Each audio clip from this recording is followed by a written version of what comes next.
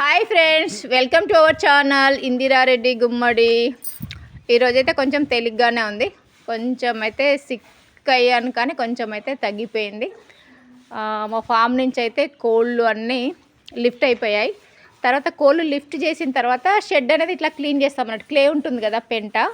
ఈ పెంట అంతా ఇట్లా రైతులు కొనుక్కొని వెళ్తారు అన్నట్టు, ఈ ఎరువుగా.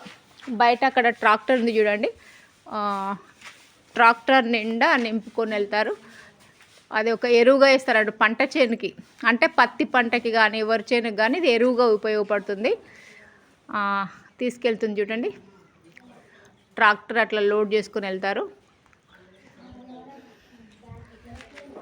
ఇదైతే చాలా రైతులకు మాత్రం చాలా ఉపయోగపడుతుంది. ఇట్లా వరి పొలం ఉంది కదా, ఇట్లా వరి పొలం ఉంది కదా, కనిపిస్తుందా మీకు? ఇట్లా పొలానికి ఇట్లా రసాయనిక ఎరువులు కాకుండా ఈ ఎరువు అయితే న్యాచురల్గా ఉంటుంది. ఈ ఎరువు అయితే వాడతారు, పంట దిగుబడి బాగా వస్తుంది.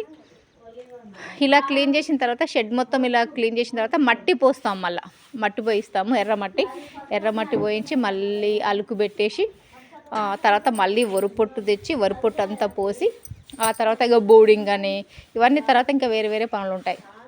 ఫ్రెండ్స్, మా మోటార్ అని అయితే ఖరాబ్ అయింది. ఇదేదో పంపు ఏదో కాలిందంట. ఈరోజైతే బోర్ల నుంచి మోటార్ బీకేసాము. దీన్ని మళ్ళీ రిపేర్ చేయించి మళ్ళీ మోటార్ పెట్టాలి.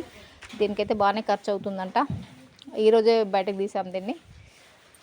ప్లీజ్ ఫ్రెండ్స్, సబ్స్క్రైబ్ చేసుకోకుండానే చాలామంది చూస్తున్నారు. ప్లీజ్ సబ్స్క్రైబ్ చేసుకోండి. Okay friends, bye.